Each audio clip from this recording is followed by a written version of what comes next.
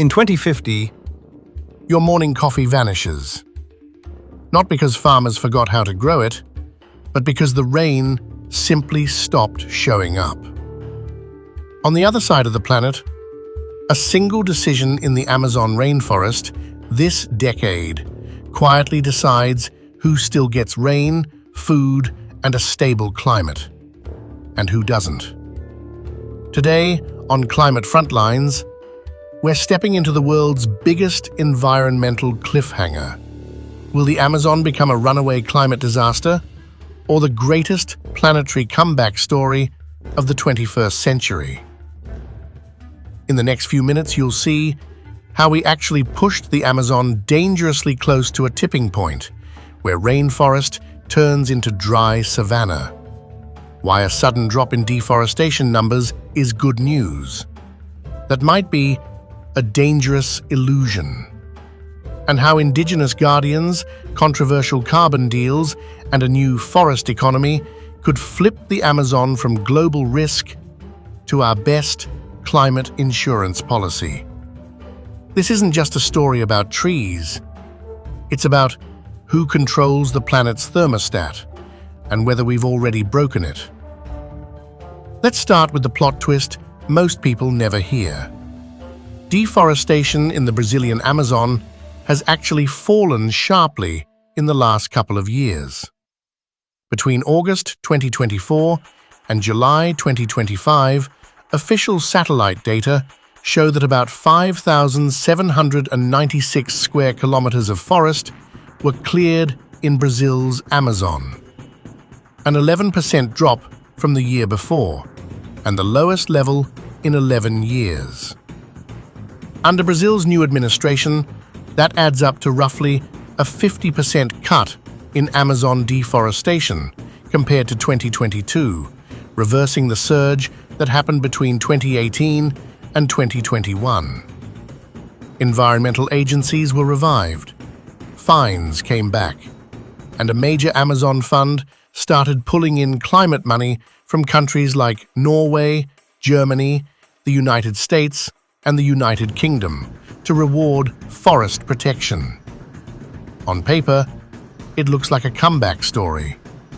But when you zoom in, the recovery starts to crack.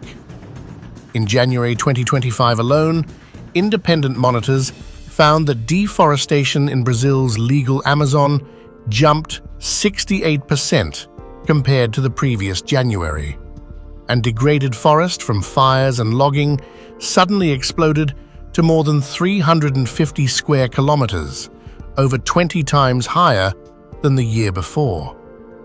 That spike was concentrated in frontier states like Mato Grosso, Pará, and Roraima, where land grabbing and fire use remain intense. So, the Amazon's heartbeat looks better on a 12-month chart, but the patient is still in intensive care. The Amazon isn't just a big block of green on the map. It's a giant, living machine that recycles its own rainfall. Trees pull water from the soil and release it back into the air.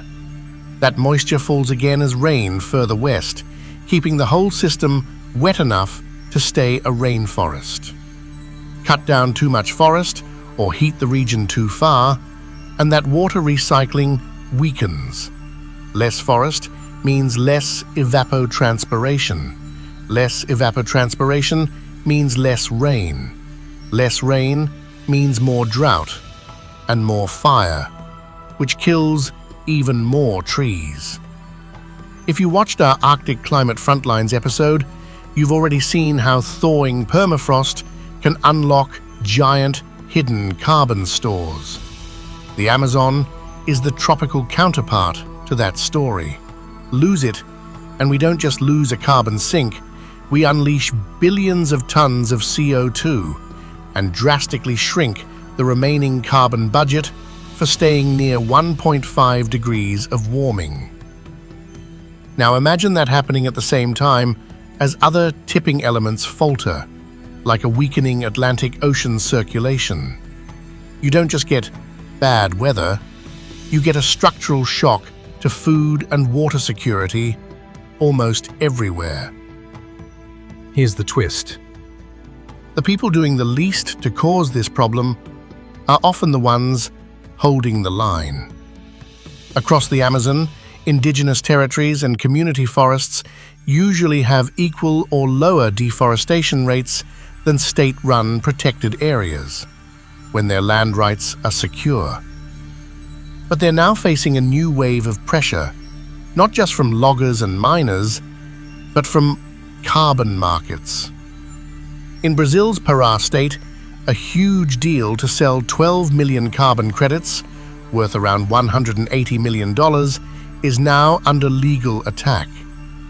Prosecutors argue the credits were pre-sold illegally under a new 2024 carbon law, and that indigenous and quilombola communities weren't properly consulted. Investigations describe a green gold rush in the Amazon, where poorly regulated carbon projects risk dispossessing communities and may not even deliver real climate benefits. But it doesn't have to be this way. An initiative called the Indigenous Amazon Outcome Bond aims to raise $50 million upfront to support up to 20 new indigenous-centered forest projects over 17 million hectares, with at least 70% of revenues flowing directly to communities in Brazil. If it's built with strong safeguards and real consent, that kind of model can cut deforestation, improve livelihoods, and deliver credible carbon reductions at the same time. So what does a better future for the Amazon actually look like? Think less timber and cattle, and more bioeconomy and restoration. That means scaling up non-timber forest products like acai, Brazil nuts, rubber, and medicinal plants under sustainable management. It means community-led ecotourism and restoring degraded land with native species instead of clearing new forest. It also means strict rules on how companies and researchers access Amazon biodiversity and how benefits are shared with the people who protected it in the first place. Done right, this turns the forest into a long-term economic engine because it stays standing, not because it's cleared. And remember that 50% deforestation cut in Brazil since 2022? That proves something vital. With political will, monitoring, finance, and indigenous leadership, rapid change is possible, fast enough to matter for the climate. So here's the crossroads. Down one path, we keep nibbling away at the forest, betting on cheap offsets and loopholes, until the Amazon quietly crosses a tipping point and starts rewriting global climate and food systems. Down the other, we treat it as what it really is: a global public good, with indigenous peoples at the center, real rules for finance, and an economy built on keeping the forest alive. What can you do from far away?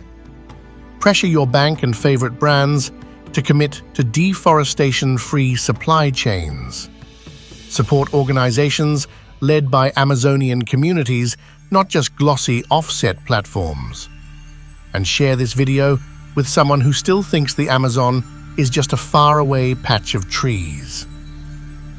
In earlier Climate Frontlines episodes, we saw the Arctic ice and the Southern Europe weather reshaping the rules of the game. The Amazon is the third piece of that puzzle.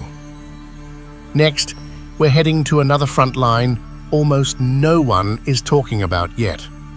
So if you want to see it before everyone else, hit subscribe and follow us on Instagram at thegreenblueprint_TGB. Let's decide together which way this crossroads turns. Thanks for watching. Stay green, stay healthy, stay informed.